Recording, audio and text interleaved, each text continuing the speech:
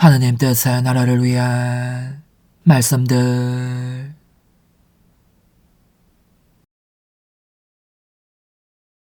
찬상의 책 12권 20장 1917년 9월 28일. 하느님 뜻 안에서 수행되는 행위들은 모든 사람들을 비추는 태양들과 같다. 여느 때와 다름없이 있노라니 다정하신 예수님께서 이렇게 말씀하셨다.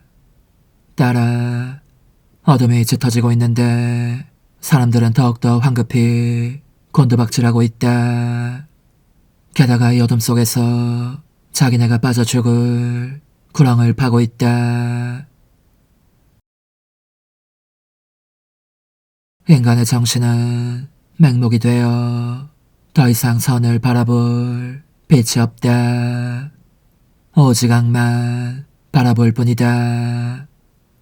악이 넘치도록 인간을 채워 멸망시키고 있다. 그러므로 그들은 안전함을 발견했다고 믿는 곳에서 죽음을 만날 것이다. 아, 딸아, 아, 딸아.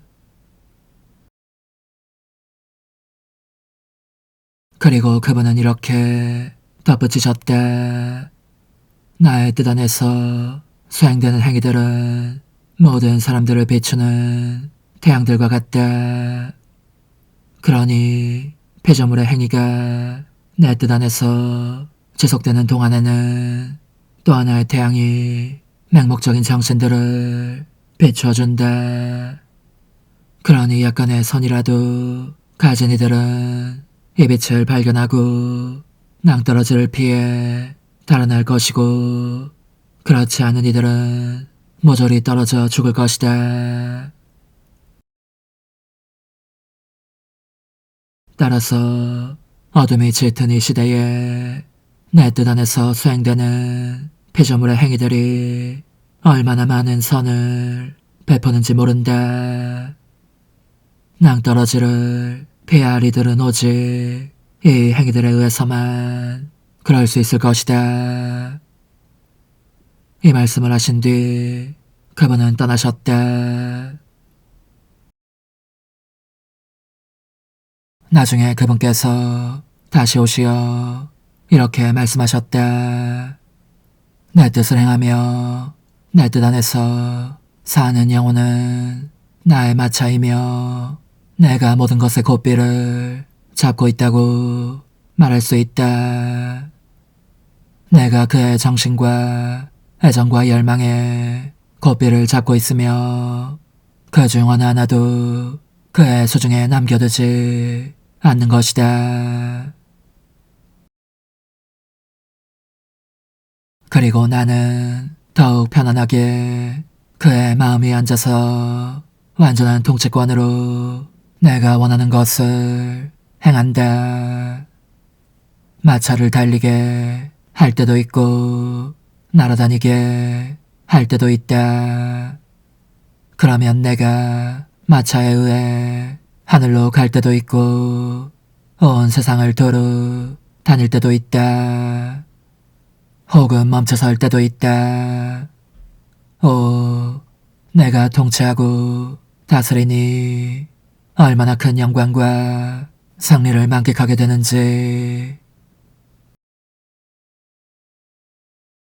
그러나 영혼이 내 뜻을 행하지 않고 자기의 뜻으로 살아가면 마차는 따로 떨어져 박살이 나고 영혼은 나에게서 고삐를 잡아채기에 나는 자기 왕국에서 쫓겨난 가련한 왕과 같이 통치권 없이 지내게 된다.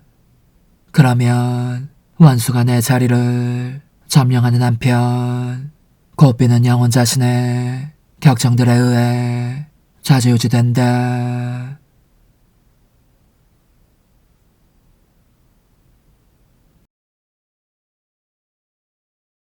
찬상의 책 12권 31장 1917년 12월 30일.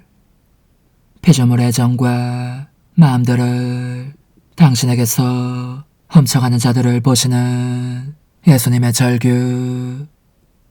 파괴적인 칼이 계속해서 황폐를 몰고 온 뒤에야 모든 것이 정화되리라. 일상적인 상태로 있는데 언제나 사랑할 예수님께서 괴로워하시는 모습으로 나타나셨다. 그분은 다수의 사람들이 영혼들 안에서 그분의 자리를 차지함으로써 영혼들의 정과 마음을 그분에게서 훔쳐가기 때문에 애통해 하셨다. 나는 그분께 제 사랑이시여 이 악덕이 당신을 그리도 괴롭힐 정도로 추한 것입니까? 하고 여쭈었다.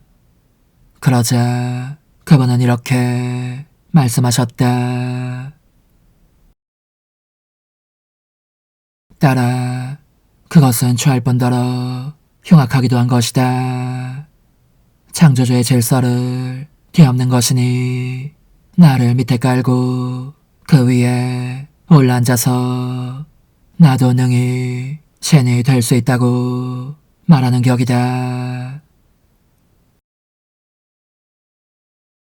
만일 어떤 사람이 다른 사람에게서 아주 많은 돈을 훔쳐간다면, 그래서 그 사람을 궁핍하고 불행하게 만든다면 너는 어떻게 말하겠느냐? 그 도둑은 돈을 도로 돌려주거나 마땅한 단죄를 받아야 할 것입니다. 하고 내가 대답하자 그분은 이렇게 말씀을 이으셨다. 그런데 나에게서 애정과 마음들을 훔쳐가는 것은 만금을 훔치는 것 이상으로 나쁜 짓이다.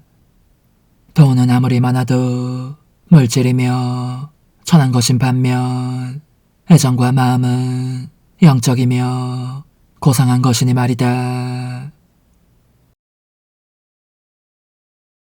하고자 한다면 돈은 되돌릴 수 있지만 애정과 마음은 결코 그럴 수 없다.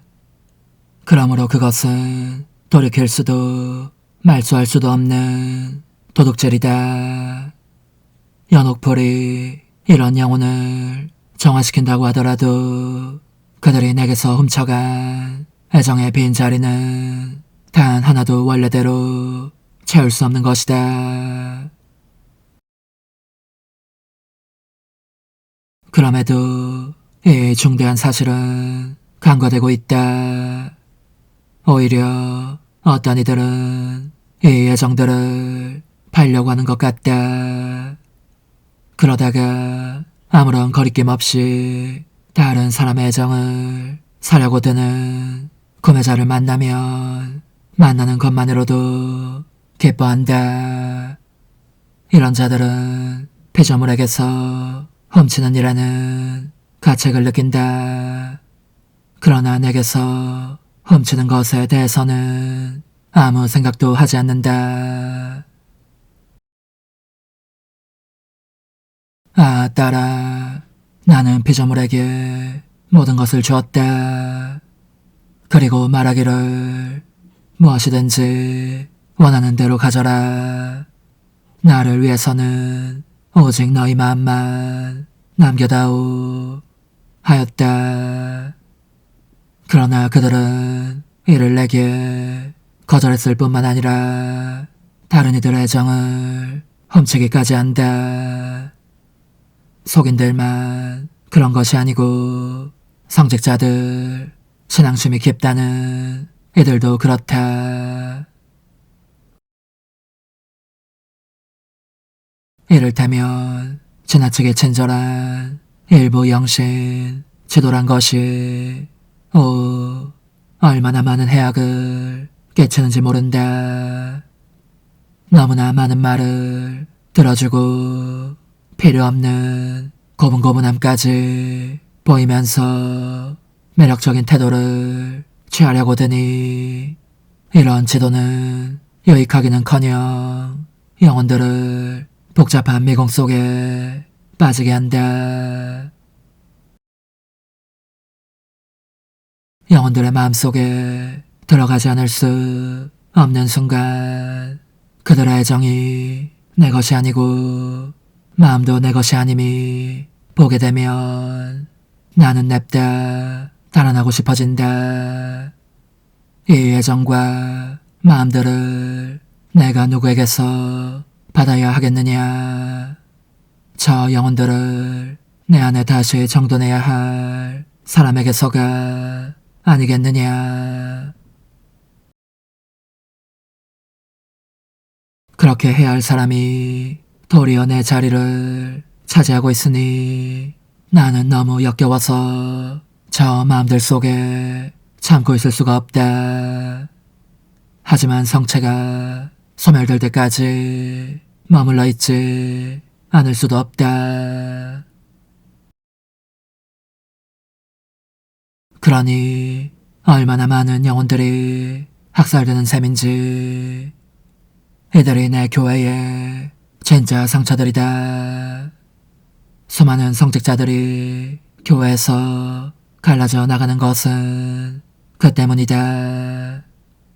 나는 그들의 기도는 들어주지 않는다.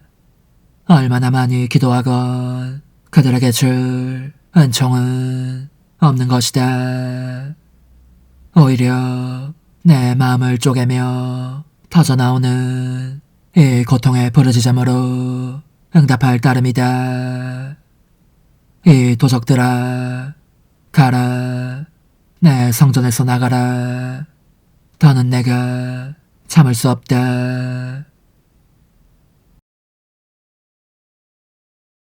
나는 깜짝 놀라서 그분께 오 예수님, 고정하십시오.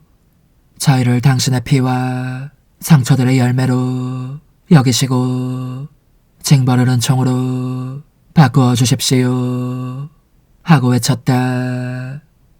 그러자 그분은 이렇게 부언하셨다.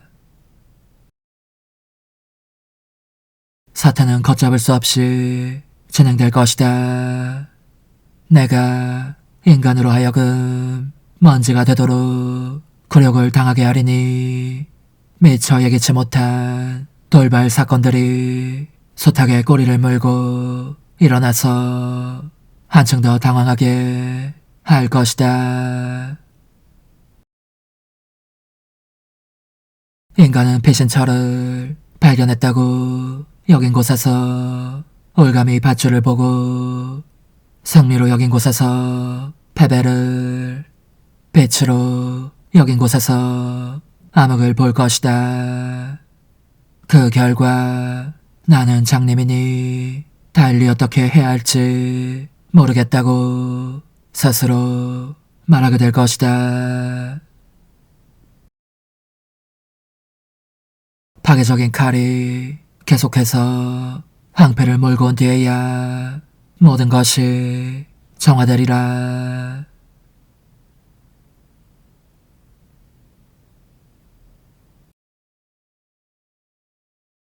천상의 책 12권 41장 1918년 4월 8일 예수님과 결합되어 사는 것과 그분 뜻 안에서 사는 것의 차이. 하느님의 의지 안에서 사는 것에 대한 이야기로 돌아가서 나는 그것이 하느님과 결합된 상태로 사는 것이라는 말을 들었다. 그런데 언제나 사랑할 예수님께서 오시자마자 따라 나와 결합되어 사는 것과 내 의지 안에서 사는 것은 큰 차이가 있다 하고 말씀하셨다. 그러면서 그분은 내 쪽으로 두 팔을 뻗치시면서 단 한순간만이라도 내 의지 안으로 들어와 보아라 그러면 너가 그 큰 차이를 알게 될 것이다. 하셨다. 그러자 나는 예수님 안에 있었다. 작디작은 티끌에 불과한 내가 그분의 영원한 의지 안에 잠겨 있었다. 그런데 이 영원한 의지는 단 하나의 행위 안에 과거와 현재와 미래의 모든 행위들을 내포하고 있으므로 나는 피조물로서 가능한 정도만큼 모든 행위들을 내포하는 그 단 하나의 행위에 참여하였다. 또한 아직은 존재하지 않으나 하느님이 하느님이신 한 세계의 종말까지 존재하게 될 모든 행위들에도 참여하였다. 그리고 이 모든 행위들을 위해서도 그분께 사랑과 감사와 찬미 등을 드렸다. 내게서 빠져나가는 행위는 하나도 없었다. 나는 또 성부와 성자와 성령의 사랑을 내 것으로 삼았고 마찬가지로 이 성삼위의 뜻도 내 것으로 삼았다. 그리고 마치 나 자신의 것인 양 이 뜻을 그분들께 드렸다. 그분들 자신의 사랑도 내 것인 양 드릴 수 있어서 얼마나 기쁘던지. 그러자 그분들은 나에게서 당신들 자신의 사랑을 받으시면서 흡사 나의 사랑을 받긴 하시는 것처럼 너무나 충실한 만족과 완전한 사랑의 본출을 보시는 것이었다. 하지만 그 모든 것을 누가 다 말할 수 있으랴. 나로서는 표현할 재간이 없다.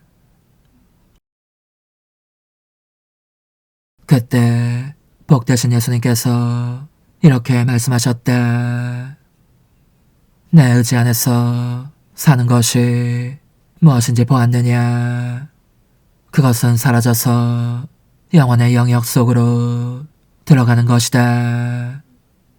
영원한 분의 전능 속으로 창조되지 않은 그 정신 속으로 들어가서 피조물로서 할 수 있는 한 모든 것에 참여하고 각각의 신적 행위에 참여하는 것이다. 그것은 지상에 있는 동안에도 신적인 모든 속성들을 누리는 것이고 신적인 방식으로 악을 미워하는 것이다. 그것은 또한 지치지 않고 자기 자신을 모든 이에게 확장하는 것이다. 왜냐하면 이 피조물에게 생기를 주는 뜻이 하느님의 뜻이기 때문이다. 그리고 그것은 이제껏 알려지지 않았으나 내가 앞으로 알릴 성덕이다. 이 성덕은 다른 모든 성덕들 가운데서 가장 아름답고 가장 빛나는 마지막 장식물을 인간에게 달아줄 것이다. 그것은 다른 모든 성덕들의 완성이요 승리의 화관이 될 것이다. 그런데 나와 결합되어 사는 것은 사라지는 것이 아니다. 두 존재가 함께 있음이 보이는 것이다. 하지만 사라지지 않는 사람은 영원 속으로 들어가서 신적인 모든 행위에 참여할 수 없다. 곰곰이 생각해보아라. 그러면 너가 그 큰 차이를 알게 될 것이다.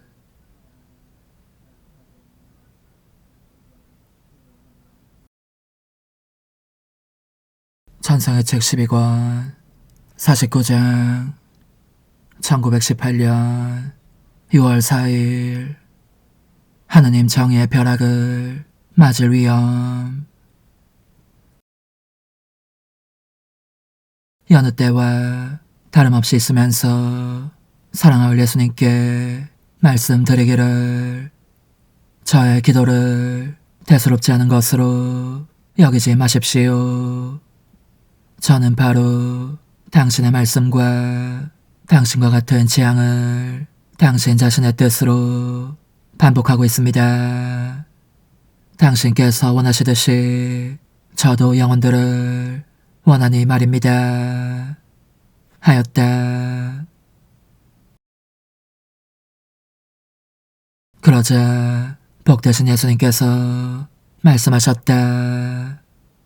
딸아, 나는 내가 원하는 것을 원하면서 너가 나의 말과 기도를 복창하는 소리를 들으면 마치 수많은 자석에 끌리듯이 너에게로 끌림을 느낀다. 내 말이 복창되는 소리에 내 마음이 아주 유별난 기쁨을 많이 느끼기에 그것이 내게는 하나의 축제라고 할 수도 있다. 이를 즐기고 있는 동안 나는 너의 영혼에 대한 사랑으로 약해져서 피조물을 내려칠 힘이 빠지고 만다. 내가 인류를 아버지와 화해시키려고 아버지께 묻거든 것과 같은 사슬을 너 안에서 느끼는 것이다. 아, 그렇다. 너희 예수가 이리도 숱한 괴로움들 가운데서도 피조물에게서 하나의 기쁨을 찾아내기를 바란다면 내가 행했던 바를 되풀이하여라. 항상 되풀이하여라. 그리고 그분은 또 말씀하셨다. 너가 안전하기를 바란다면 늘 보속하되 언제나 나와 함께하여라. 나와 하나 되어 너와 나의 보속이 서로 사이에 단 하나의 메아리만 이룰 수 있게 하여라. 보속에 있는 곳에서는 영혼이 피신처에 있는 것처럼 죄이며 우박이며 모든 것으로부터 보호를 받는다. 반면에 보속이 없는 곳에서는 영혼이 마치 번개와 우박과 온갖 죄에 노출된 채 길거리 복판에 나가 있는 것과 같다. 워낙 통탄할 시대인이 많지 보속의 범위가 확장되지 않으면 이 보호를 입지 못한 사람들은 하느님 정의의 벼락을 맞을 위험이 있는 것이다.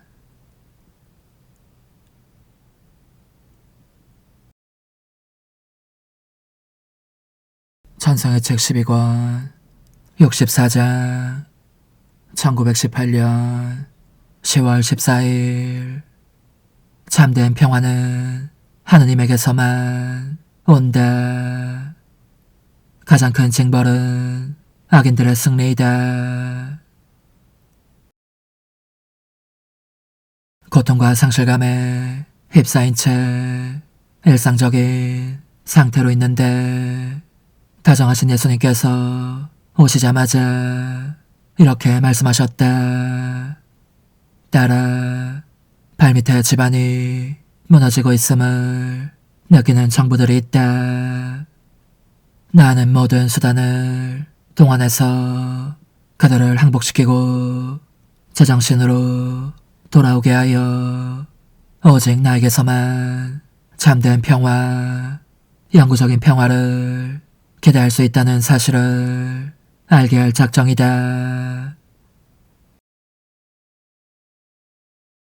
그러므로 어떤 때는 이 나라가, 또 어떤 때는 저 나라가 수치를 당하게 하는가 하면 서로 우호관계를 맺게 하는 때도 있고 서로 적이 되게 하는 때도 있다.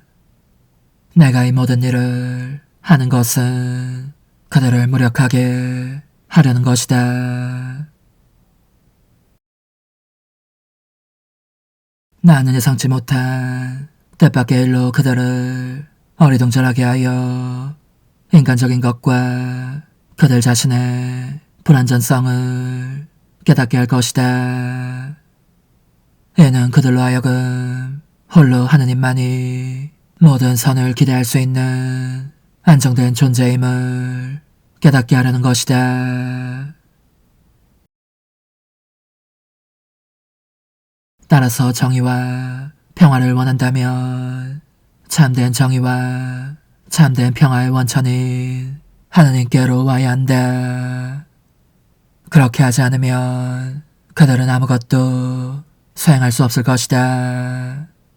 계속 싸울 것이고 화친을 맺을 듯 하면서도 그런 관계는 지속되지 않을 터이니 다시 다툼이 시작되고 전보다 더 맹렬히 싸울 것이다. 따라 현재의 사태를 보면 오로지 나의 전능한 손가락만이 이를 조정할 수 있을 뿐이다. 적절한 때가 되면 내가 그렇게 하겠지만 이 세상에는 큰 재난이 필요하고 또 닥치기도 할 것이다. 그러니 큰 인내심도 필요한 것이다. 나중에 그분은 더욱 감동적이고 비탄에 잠긴 어조로 이렇게 덧붙이셨다. 따라 가장 큰 징벌은 악한 자들의 승리이다. 더 큰 정화가 필요한데 악한 자들이 승리를 통하여 내 교회를 정화할 것이다. 그런 다음 내가 그들을 짚부수어 바람에 날리는 먼지처럼 흩어버릴 것이다. 그러니 승리의 소식을 듣고 괴로워하지 말고 나와 함께 그들의 참담한 운명이나 슬퍼하여라.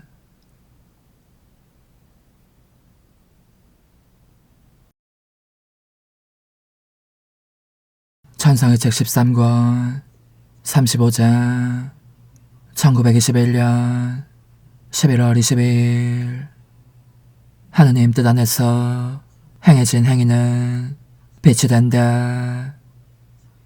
순환 중이신 예수님을 가장 괴롭힌 고통. 평소와 같이 지내던 중 지난밤은 거의 뜬 눈으로 새웠다.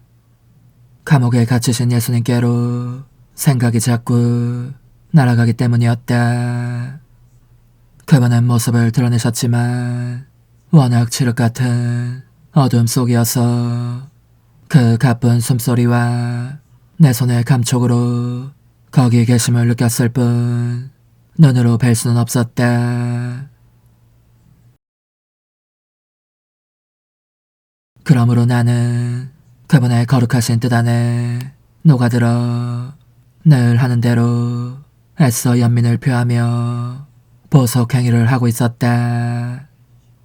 그러자 해보다 더 밝은 빛 한 줄기가 나의 내면에서 솟아나오더니 예수님의 얼굴에 반사되었다.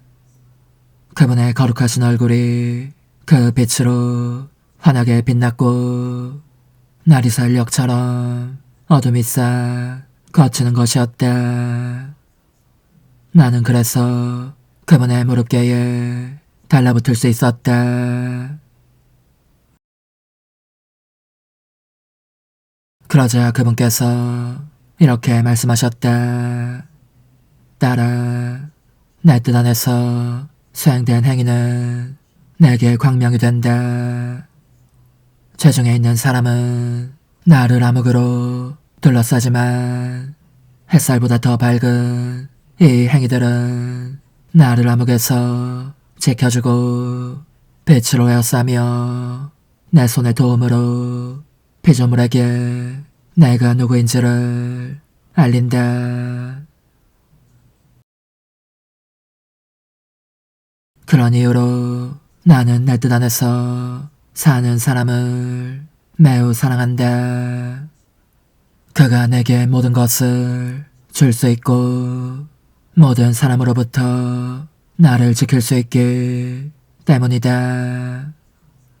나도 그에게 모든 것을 주고 싶어지기에 다른 모든 사람에게 줄 좋은 것들을 전부 그 안에 넣어준다. 태양에게 이성이 있고 초목들에게도 이성이 있다고 가정해 보아라.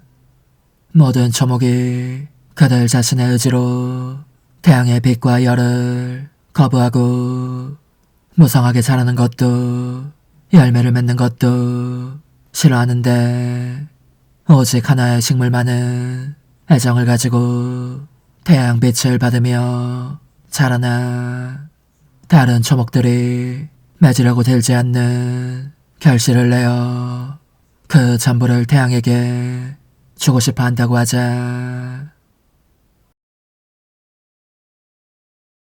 태양이 다른 초목들에게 줄 빛을 거두어 바로 그 식물에게 자신의 빛과 열을 전부 쏟아붓는 것이 공정한 처사가 아니겠느냐. 나는 그렇다고 생각한다. 그런데 이성이 없는 태양에게는 일어날 수 없는 그런 일이 영혼과 나 사이에는 일어날 수 있는 것이다.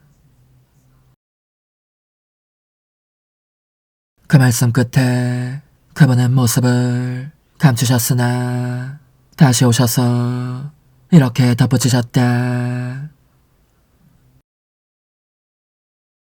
따라 순환 중에 나를 가장 심하게 꿰찌른 고통은 바리사이들의 거꾸민 태도였다. 그들은 의로운 채 했지만 가장 불의한 자들이었고 거룩하고 규정을 잘 지키며 질서 정연한 채 했지만 더없이 삿되고 규정을 어기며 무질서하기 짝이 없는 자들이었다.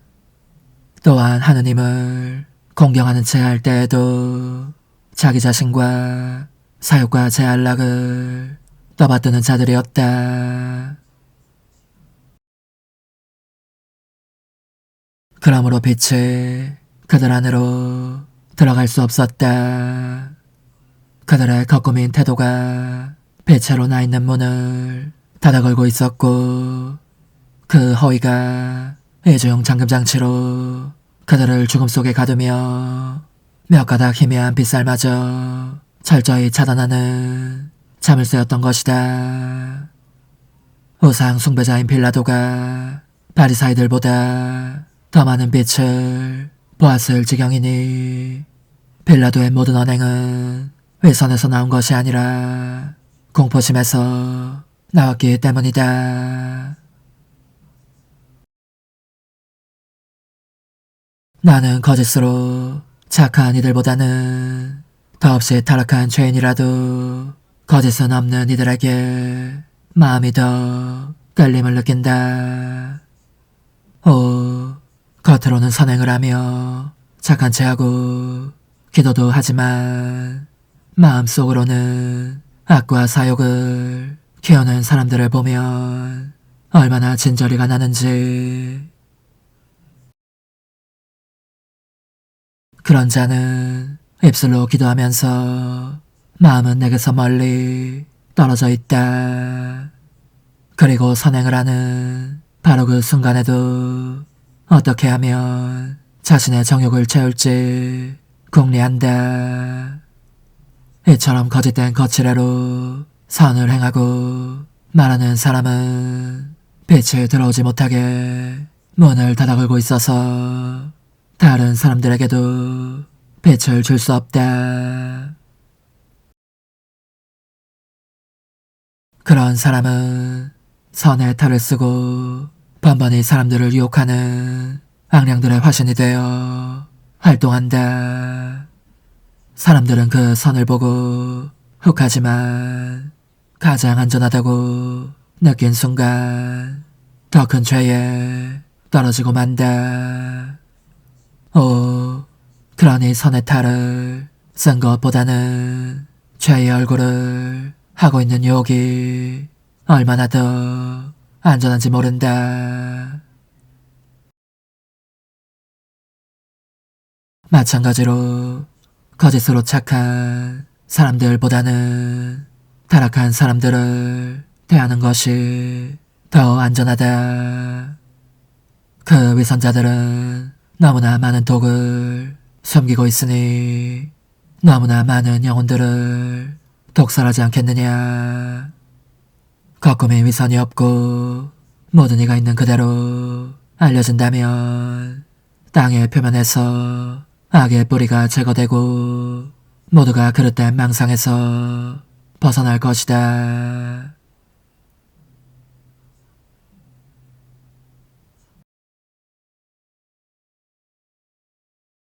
천상의 책 13권 44장 1921년 12월 23일 하느님 뜻 안에서 움직이며 사는 이는 예수님께 새로운 일과 사랑과 능력을 펼칠 터를 제공한다.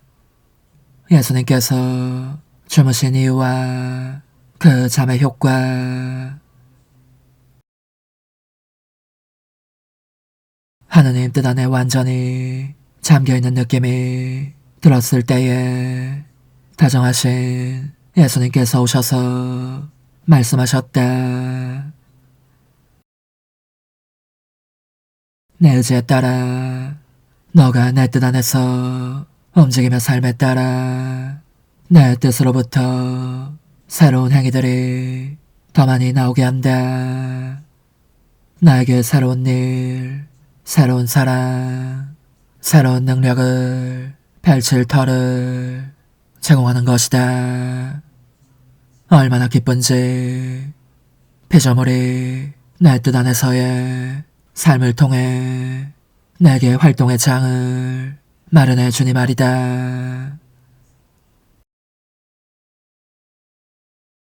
반면에 내 뜻 안에서 살지 않는 사람은 내 팔을 굽혀 접어버린다. 내 뜻이 자기에게는 쓸모없는 것이 되게 하는 것이다. 하지만 나는 내 사랑에 저항할 수 없는 힘으로 인해 움직이며 일하는 쪽으로 이끌린다. 내 뜻 안에서 사는 사람만이 내게 자유로이 움직일 수 있는 터를 주기에 나는 내 거룩한 뜻에 극히 작은 행위에도 생기를 불어넣는다. 더없이 비천한 것들도 무시하지 않고 거룩한 덕의 도장을 찍어주는 것이다. 이것이 내 뜻 안에서 사는 사람을 내가 매우 사랑하는 까닭이다. 나는 그의 각 행위를 수많은 은총과 위엄과 기쁨으로 애워싼다. 내 거룩한 일에 영예와 영광을 원하기 때문이다.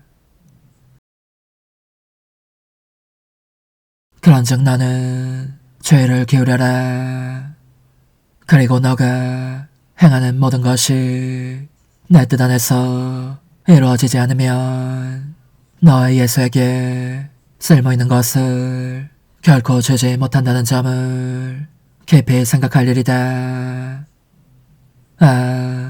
내가 일 없이 빈둥거리고 있으면 얼마나 마음이 무거운지, 얼마나 괴로운지 너가 한다면 더욱더 죄를 게으릴 것이다. 안 그러냐? 나중에 나는 한숨 자기 위해 눈을 붙이려다가 잠도 주님 뜻 안에서 자겠습니다 하였다. 더욱이 내 숨도 예수님 숨으로 바뀌면 그분께서 주무시는 동안 행하신 일을 나도 할 수 있을 거야. 한데 예수님은 실제로 주무셨을까? 그러자 예수님께서 다시 오셔서 말씀을 이으셨다. 딸아, 내 잠은 아주 짧은 것이었지만 분명 잠이었다. 그러나 나 자신을 위해서 잔 것이 아니고 피조물을 위해서 잤다. 내가 머리로서 온 인류 가족을 대표했으므로 안식을 주기 위해 그들 모두 위에 내 인성을 두어야 했던 것이다. 나는 그들이 소란과 투쟁과 불안이라는 겉옷에 쌓여있는 것을 볼 수 있었다. 어떤 이들은 죄 속에 떨어진 채 비통해하는 모습이었고, 어떤 이들은 포악한 격정을 극복하려고 하면서도 그 집에 눌려 심란해하고 있었고, 어떤 이들은 선을 행하고자 엎치락뒤치락 싸움을 벌이고 있는 판이었다. 한마디로 말해서 평화가 없었다. 참 평화는 피조물의 뜻이 그 자신이 생겨난 창조주의 뜻대로 돌아갈 때라야 얻어지는 것이기 때문이다. 중심에서 벗어나면 그 스스로의 근원에서 일탈하면 평화란 없는 것이다. 그러므로 나 인성은 잠자는 동안 모든 이들 위해서 겉옷처럼 그들을 감싸고 있었다. 암탉이 어미다운 날개 밑으로 제 병아리들을 불러 모아 잠을 재울 때와 같이 모든 이들 위해 날개를 펼치고 있었던 것이다. 내 자녀들을 이 날개 밑으로 다 불러 모아 어떤 이들에게는 죄에 대한 용서를, 어떤 이들에게는 격정에 대한 승리를, 어떤 이들에게는 싸움에서 이길 힘을 주고, 그리하여 그 모두에게 평화와 안식을 주기 위해서였다. 또한 그들 안에 공포심이 생기지 않게 하면서 용기를 주기 위해서 잠자는 동안 그렇게 했던 것이다. 잠자고 있는 사람을 누가 무서워하겠느냐. 그럼에도 세상은 바뀌지 않았다. 오히려 과거 어느 때보다도 시끄러운 싸움들의 와중에 있다. 나는 그래서 내 뜻 안에서 잠자는 사람이 있기를 바란다. 내 인성이 잠이 내던 그 효과를 재현하기 위함이다. 그런 다음 그분은 괴로운 어조로, 그런데 다른 자녀들은 그들은 어디에 있느냐, 왜 내게로 와서 안식과 평화를 얻으려고 하지 않느냐, 그들을 부르자, 그들을 부르자 하고 거듭 말씀하셨다. 그리고 그들의 이름을 하나하나 부르시는 것 같았다. 그러나 온 사람은 1명 되지 않았다.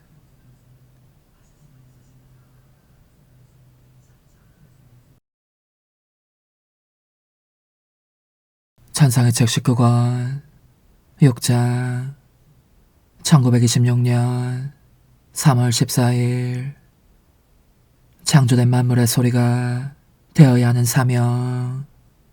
현세에서 하느님의 뜻 안에 다시 태어나는 사람과 영혼의 문턱을 넘어 다시 태어나는 사람의 큰 차이. 거룩하고 신성하신 뜻 안에 계속 녹아들면서 만물과 만인을 쌓고자 하였다.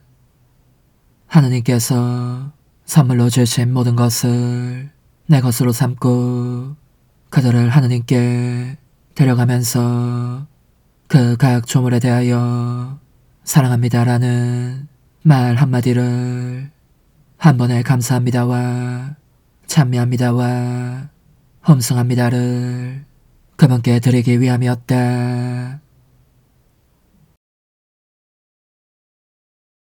그러자 언제나 사랑하올 예수님께서 나의 내면에서 나오시어 그분의 전능하신 피아스로 모든 피조물을 부르셨다.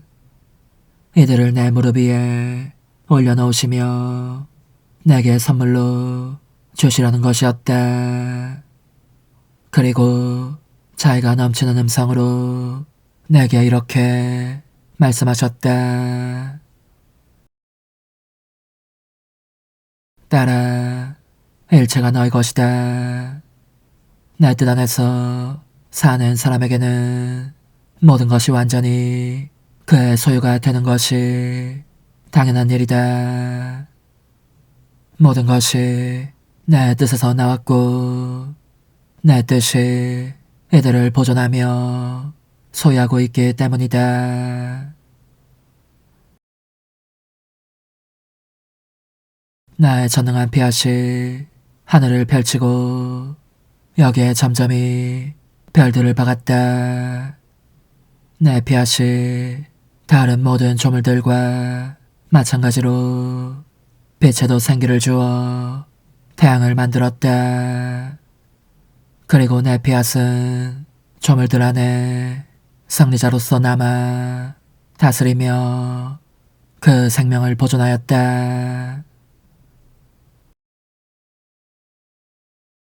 그런데 하느님의 뜻을 얻는 사람은 모든 피조물을 얻고 심지어 하느님 자신도 얻어 가지게 되므로 정당한 권리에 의하여 내 뜻이 소유한 모든 것을 소유하는 것이다.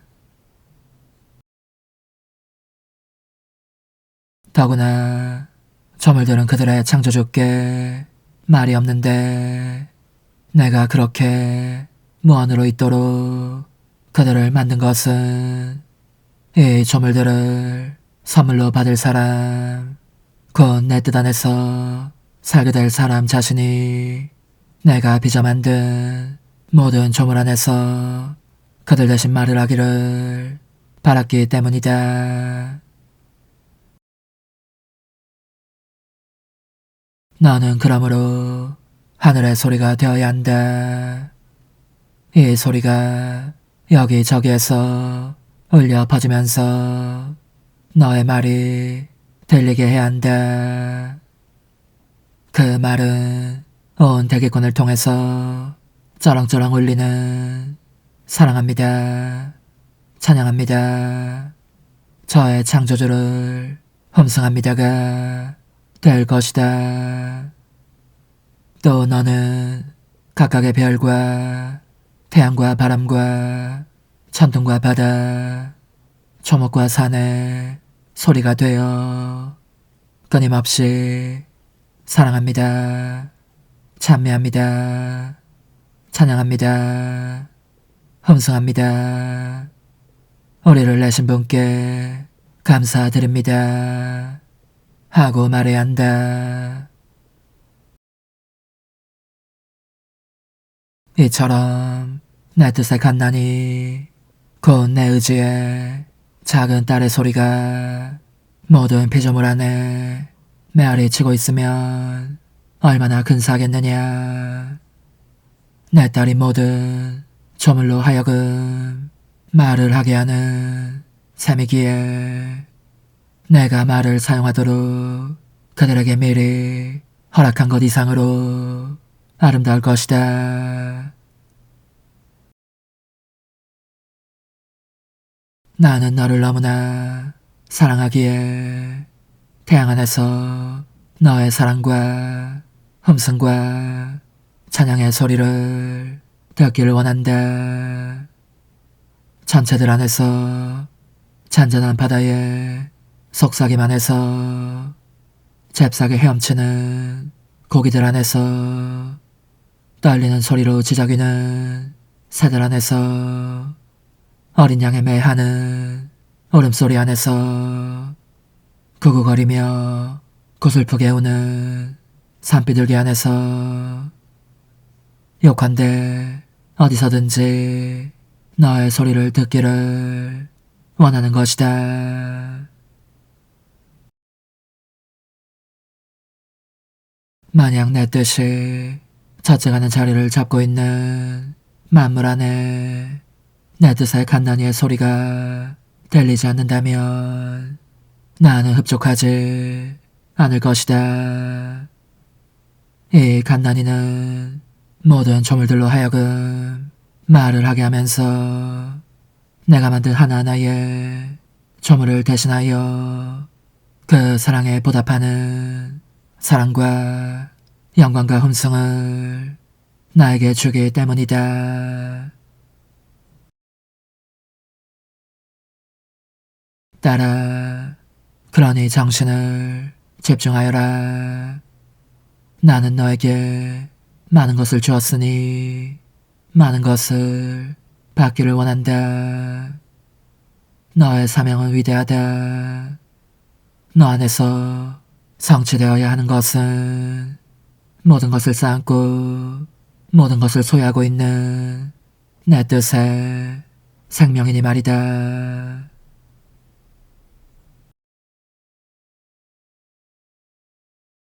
나중에 나는 혼자 생각하였다. 복되신 예수님께서 내게 말씀하시는 것을 내가 어떻게 다 행할 수 있을까? 즉, 창조된 만물 안에 존재하면서 마치 지구하신 의지가 나의 반영이고 내가 의지의 반영인 것처럼 그 모든 조물에 대해 이 의지께서 하시는 행위를 하는 것 말이다. 한데 나는 하느님의 뜻 안에 가 태어난 아기에 불과하지 않은가?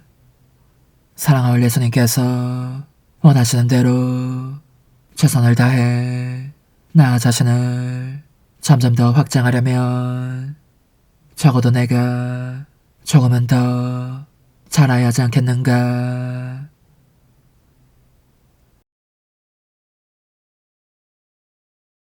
그런 생각을 하고 있는데 예수님께서 내 안에서 나오셔서 이렇게 말씀하셨다. 딸아, 내가 너를 내 뜻에 갓난이라고 한다 해서 이상히 할 것 없다. 알아들어라. 나의 원죄 없는 엄마도 내 뜻에 갓난이셨다. 창조주와 피조물의 정체성을 대조해보고 피조물이 하느님에게서 무엇을 받는지를 생각해보면 피조물은 조그만 갓난이로 불릴 수밖에 없는 것이다. 내 엄마는 내 뜻에 갓난이었기 때문에 당신 창조주의 모상으로 형성되며 만물의 여왕이 되실 수 있었다. 여왕으로서 만물을 다스리셨으니 그분의 메아리가 내 뜻의 메아리와 어우러져 아름답게 울려 퍼지고 있었다. 그리고 이 천상 여왕뿐만 아니라 모든 성인들과 천사들과 복된 이들도 영원한 의지 안에 가 태어난 이들이라고 할 수 있다.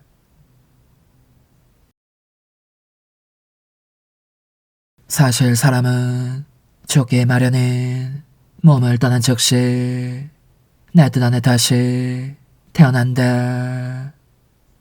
영원히 내 뜻 안에 다시 태어나지 않으면 천상 아버지의 나라에 들어갈 수 없을 뿐만 아니라 구원을 받을 수도 없다. 내 뜻에서 태어나지 않고서는 아무도 영원한 영광에 들어갈 수 없기 때문이다. 하지만 현세에 살면서 지고한 의지에 갓난이가 된 사람과 영혼의 문턱을 넘어선 뒤에 다시 태어나는 이들 사이에는 큰 차이가 있다는 것을 말해주겠다. 현세에서 하느님 뜻에 갓난이셨던 내 여왕 엄마를 예로 들면 그분은 내 뜻 안에 가 태어났기 때문에 자기 창조주를 땅에 내려오시게 할 능력이 있었고 무한하신 분을 자신의 작은 모태 안에 드시게 하실 수 있었다. 그분 자신의 본성으로 옷을 입혀 인류에게 구원자로 주시기 위함이었다.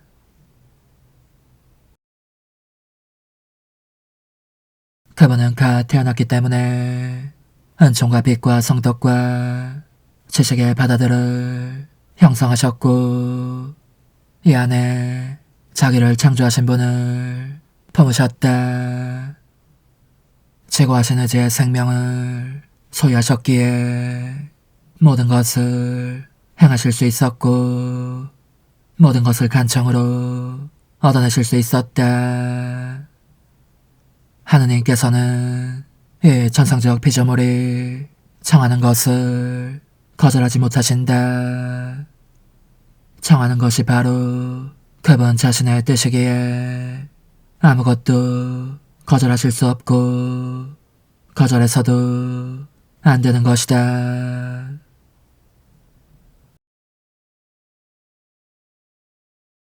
그러므로 현세에서 내 뜻 안에 가 태어난 사람은 귀양살이하는 이 땅에서도 은총의 바다들을 형성하고 이 세상을 떠날 때에는 하느님의 뜻이 내포한 모든 좋은 것들을 지니고 가기에 하느님 자신도 지니고 간다. 귀양살이하는 땅에서부터 하느님 뜻을 하늘에서도 다스리시는 하느님을 지니고 간다는 것은 놀라운 일이 아닐 수 없다.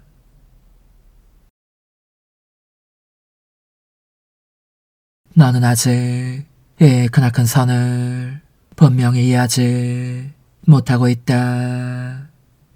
현세에서도 내 뜻 안에 새로이 태어나는 이 놀랍고도 놀라운 기적을 이 기적으로 말미암아 너는 내가 너에게 말하는 것을 전부 행할 능력이 있다. 내 뜻이 너의 작은 존재에 동화된 듯이 행할 것이기 때문이다. 반면에 이 세상을 떠난 뒤에 내 뜻 안에 다시 태어나는 사람에게는 내 뜻이 그로 하여금 이 뜻의 끝없는 바다들을 보게 하여 그 안에 새로이 태어나게 한다. 그가 하느님을 모셔오는 것이 아니라 하느님께서 그에 의해 발견되시는 것이다. 그러니 그 양자 사이에 얼마나 큰 차이가 있느냐. 그런 거로 내가 너를 내 뜻에 갓난이가 되게 하는 것보다 더 큰 은총은 줄 수 없을 것이다. 너가 성장하기를 원한다면 홀로 내 뜻만이 성장하게 하여라.